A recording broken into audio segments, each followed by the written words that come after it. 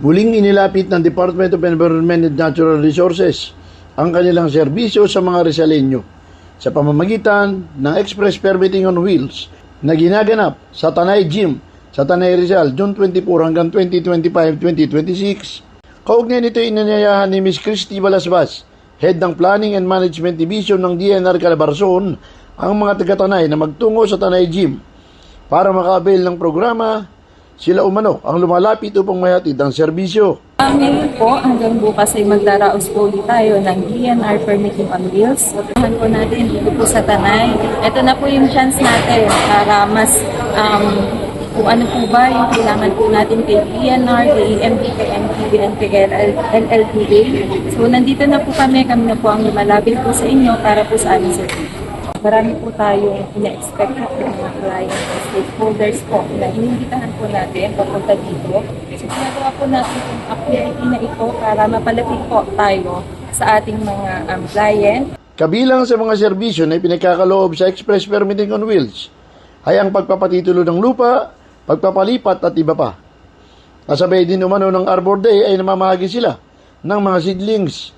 Ano po yung isang bigos sa ibigay natin sa loob ng 2 araw na So for DNR region po, ating mga pagpapatitulo po ng lupa, and baka din po may mga gusto pong mag-consult dun sa mga gusto pong magpasukat or magpasubay po ng kanilang mga lupa, and the other permits po, like sa chainsaw, sa labor, sa mga tika din po, magtutubay din po kami ng assistance po.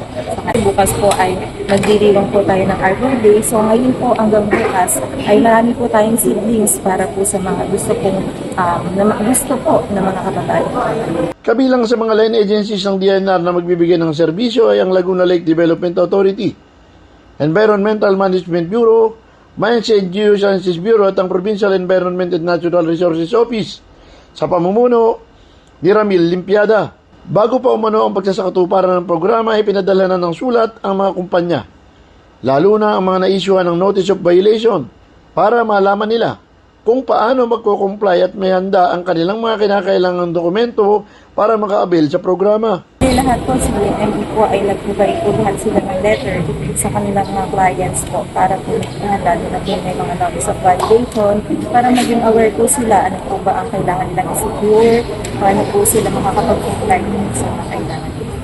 Sa panayam ng The Observer News kay EMB Regional Director Robert Angelo Mitin, binanggit nito ang mandato ng EMB katulad ng pag-i-issue ng Environmental Compliance Certificate, Hazard Waste, Transport Permit, Solid Waste Management, Accreditation ng PCO at iba pa. Ang mga mandato po na nakaatak sa Environmental Management Bureau ay ang mga sumusunod program services katulad ng permit to operate para sa sources, ayon sa IPC po ay ayon sa RA 649.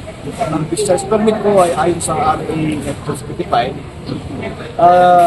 Yung environmental compliance certificate at ang certificate ng coverage na ayon naman sa AB 1015 o Philippine Environmental Statement System. Transport, DNR Santos Waste ID Generator, ito po ay naayon naman sa Public Act 6969 at sa mga tukso. Salit po sa mga mandato yung pagdating naman sa technical assistance sa mga pagdating sa mga solid waste management, palitan sa mga local government units. Ito po ay naayon sa RA 973. Ito ang ikatlong pagkakataon na nagsagawa ng Permitting on Wheels ang DNR sa lalawigan ng Rizal. Felix Tambongko, The Observer News, DWRB 103.9 News FM. Ikaw ang una.